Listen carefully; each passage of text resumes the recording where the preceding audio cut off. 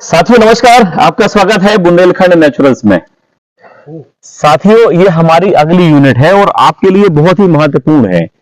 इस यूनिट का नाम हमने रखा हुआ है फसल सुरक्षा एवं फसल पोषण इकाई। हमारी फसलों को लगातार सतत पोषण की आवश्यकता होती है, भोजन की आवश्यकता होती है, संतुलित भोजन की, तो हमें लगातार पोषण भी मिलता रहे और फसल की सुरक्षा भी होती रहे।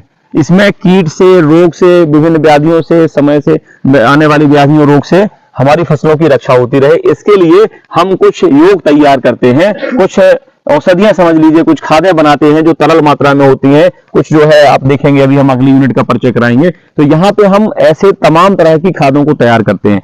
जैसे अभी आप गाय का मूत्र देखा, गोबर का प्रयोग अभी हम बताएंगे आपको। तो यहाँ पे हम गाय का मूत्र सिंगल यूज भी करते हैं। गाय के मूत्र को हम कीटनाशी बनाने में भी यूज करते हैं, रोग रक्षक बनाने में भी यूज करते हैं, कई तरह की खादें बनाने में यूज करते हैं। जैसे आप पीछे पेड़ की पत्तियां देख रहे हैं, वो जो पेड़ की पत्तियां डली हुई हैं, ये पत्तियां हमने कीट रक्षक दवाओं के लिए ये पत्तियां इकट्ठी की हैं। ये लगभग 7 से 10 तरह के पौधे हैं। इसमें नीम से लेके करंज, बेशरम और अरंडी, अंडी, बेल, धतूरा, अकवन, सीताफल, तंबाकू, ऐसे करके 10 पत्तियां करीब इस पे हम लेते हैं और इन 10 पत्तियों को निर्धारित मात्रा में लेते हैं, लगभग 5 से 10 किलो के मध्य 100 लीटर पानी में। इनको हम क्रश करते हैं, काटते हैं कटिया मशीन से, छोटे छोटे टुकड़े हो जाते हैं। फिर इसके बाद हम इसे 100 लीटर पानी में लगभग 10 लीटर से लीटर गाय का मूत्र और लगभग 5 से 10 किलो गाय का गोबर इसमें हम डाल के और लगभग 1 किलो सरसों की खली ये डाल करके हम छोड़ देते हैं। तो लगभग 20 दिन से 30 दिन में ये कंपोस्ट हो जाता है। और हर पौधे के अंदर एक विशेष तरह का एल्केलाइड होता है। ये जो एल्केलाइड होता है, ये हमारे फसलों में लगने वाले कीटों से हमारी रक्षा करता है, फसलों की बहुत सारे रोगों से रक्षा करता है। मैंने यहाँ पे कई रिसर्च वर्क किए हैं पिछले कई सालों में और हमने पाया है कि वायरल और बैक्टीरियल डिसीज में भी कंट्रोल है।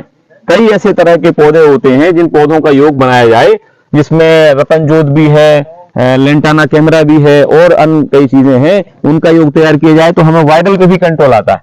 लेकिन प्राकृतिक या जैविक या नेचुरल कृषि में सबसे बड़ी चैलेंज यही है कि किसी भी बीमारी लगने के बाद तुरंत आप इलाज नहीं कर सकते हैं। आपको बीमारी लगने के पहले ही दवाओं को तैयार रखना पड़ेगा, क्योंकि इनको तैयार करने में ही 20 दिन 30 दिन का समय लग जाता है। तो आप जब भी कोई फसल बोना चाहते हैं तो उस फसल के लिए आप इन योग को पहले से बना करके तैयार कर लें। और मेरा तो व्यक्तिगत अनुभव ये है जो मैं आपके साथ शेयर करना चाहूंगा। मैं जब किसानी करता हूं तो उस फसल विशेष का एक पूरा पैकेज या प्रैक्टिस तैयार करता हूं कि मुझे फसल बोने के समय क्या करना है, कौन सी प्राकृतिक दवाओं को डालना है, 10 दिन बाद क्या डालना है, 20 दिन बाद क्या डालना है, 50 दिन बाद क्या डालना है। इससे होगा क्या कि आपकी फसल में कीट और रोग आएंगे ही नहीं। यदि आएंगे तो बहुत ना के बराबर मात्रा में आएंगे। इस तरीके से आप इनको कर सकते हैं। मैंने आपसे कुछ जैविक जो है बायो फर्टिलाइजर का चर्चा की थी जब हम बैठे हुए थे ट्रेनिंग हॉल में। यहाँ पे हम कई तरह के जैविक फर्टिलाइजर उपयोग करते हैं।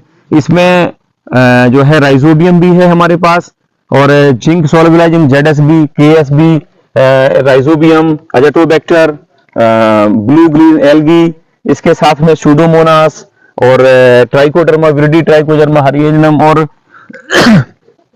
सूडोमोनास माइकोराइजा, तमाम तरह के लगभग 10 से 12 तरह के ऐसे जैविक वो है हमारे पास कीट रक्षक और रोग रक्षक, जिनका हम यहाँ पे मल्टीप्लाई करते हैं, यानी कि बहुगुणन करते हैं। हम ये क्योंकि बना नहीं पा रहे, इसके लिए हमें लैब की आवश्यकता है। हम प्रयास कर रहे हैं भारत सरकार से, राज्य सरकार से कि हमें लैब के लिए कुछ ग्रांट मिले, तो आगे हम इनको लोकल के बैक्टीरिया ही आइसोलेट करेंगे। हमें पता है कि कैसे हमें बैक्टीरिया निकालने, हमारे पास पूरी जानकारी, लेकिन हमारे पास पैसे का अभाव होगा। 50 लाख करीब का ग्रांट मिले तो हम लैब स्टार्ट कर सकते हैं। क्यों? क्योंकि ये बैक्टीरिया बाहर से कहीं से आए और प्राकृतिक खेती में हमें ध्यान रखना है हमारे ही खेत के बैक्टीरिया हो, हमारे ही जो पशु पाले जा रहे हैं उनके बैक्टीरिया हो। लोकल के बैक्टीरिया ज्यादा इफेक्टिव होते हैं फसल में। और एक चीज मैं आपसे बता दूं, हर लेक्चर में, हर ट्रेनिंग में मैं बोलता हूं कि हमें घमंड है कि हम किसान हैं। हम किसान नहीं है, हम हैं केवल व्यवस्थापक। भगवान ने जो ये पृथ्वी है, रामलीला सबने देखा है। रामलीला में हर पात्र का एक रोल होता है। कोई पात्र भगवान राम का रोल निभाता है, कोई पात्र सीता मैया का रोल निभाता है, कोई पात्र रावण का रोल निभाता है, कोई पात्र अलग अलग रोल निभाते हैं। ऐसी तरीके से जो ये संसार रूपी रामलीला हम खेल रहे हैं या हमारा जीवन चल रहा है, तो इसमें भी हमारी किसान के तौर पे एक भूमिका है, वो है व्यवस्थापक की। किसानी हम नहीं कर रहे हैं, ये हमारा भ्रम है। किसानी परमपिता परमेश्वर करा रहा है और उसका सबसे बड़ा माध्यम यही बैक्टीरिया है। हमने क्या किया, रासायनिक कृषि करके बैक्टीरिया को खत्म कर दिया। तो अभी हमें आवश्यकता है कि प्राकृतिक कृषि, जैविक कृषि, जिसका भी आप नाम लीजिए, जो सस्ती हो, सहज हो, सरल हो, वो करना है। अपने खेतों में जो हमारे बैक्टीरिया हैं, फ्रेंड बैक्टीरिया हैं, उन बैक्टीरिया को बढ़ाना है।